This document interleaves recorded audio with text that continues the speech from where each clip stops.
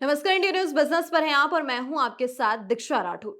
चुनावी वादे और डेडलाइन पर डेडलाइन आखिर क्यों खत्म नहीं हो पा रहा दिल्ली में कूड़े का पहाड़? जी हां, ये सवाल मेरा नहीं बल्कि दिल्ली में रह रहे हर एक व्यक्ति का है। सभी पार्टियां वादा तो करती हैं कि वो इस कूड़े के पहाड़ को खत्म कर देगी, लेकिन होता कुछ भी नहीं है। 70 एकड़ में फैली गाजीपुर लैंडफिल साइट की शुरुआत 1984 में हुई थी। इसकी ऊंचाई कुतुब मीनार के बराबर करीब 65 मीटर हो चुकी थी। हालांकि अब ये घटकर 50 मीटर ऊंची है। पहले यहाँ करीब 140 लाख टन कचरा पड़ा हुआ था। साल 2024 में इसे खत्म करने का लक्ष्य था, लेकिन अब इसे साल 2026 तक बढ़ा दिया गया है।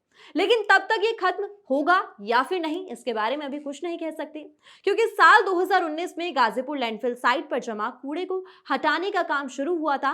तब वहां 140 मीट्रिक टन कूड़ा मौजूद था। उसके बाद एलजी की निगरानी में तय किया गया था कि साल 2024 तक लैंडफिल साइट को खत्म करके यहां पर पार्क बनाया जाएगा, पर अब तक ऐसा नहीं हो पाया है। दिल्ली नगर निगम के आंकड़ों के मुताबिक 5 साल में 25 ट्रॉमेल मशीन की मदद से करीब 46 मीट्रिक टन कूड़े का ही निपटान हो पाया है। यही वजह है कि कूड़े के पहाड़ की ऊंचाई थोड़ी कम हुई है, लेकिन पूरी तरह खत्म नहीं हुआ और अभी तक इस पर 84 मीट्रिक टन कूड़ा बचा हुआ है। और ये काम इसलिए इतना धीरे हो रहा है क्योंकि अभी तक कूड़े के पहाड़ को खत्म करने के लिए एक ही एजेंसी काम कर रही है, क्योंकि दूसरी एजेंसी के सिलेक्शन प्रोसेस के लिए अब तक टेंडर नहीं आया है। और इसका कारण है निगम की सबसे पावरफुल कमेटी स्टैंडिंग का गठन नहीं हो पाना, क्योंकि दिल्ली नगर निगम एक्ट के मुताबिक कोई भी टेंडर स्टैंडिंग कमेटी से अप्रूवल के बाद ही लाया जाता है। तो जब तक कमेटी ही नहीं है तो टेंडर कहां से पास होगा? यही वजह है कि गाजीपुर कूड़े के पहाड़ पर कचरा खत्म होने का काम एक ही एजेंसी कर रही है, जिस वजह से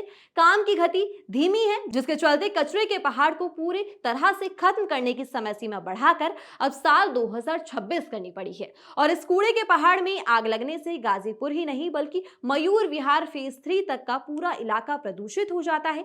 वहीं कई रिसर्च में भूमिगत जल भी दूषित होने की बात सामने आई है। इसके अलावा लैंडफिल साइट के करीब 7 किलोमीटर के दायरे में रहने वाले लोग बुरी तरह से प्रभावित होते हैं।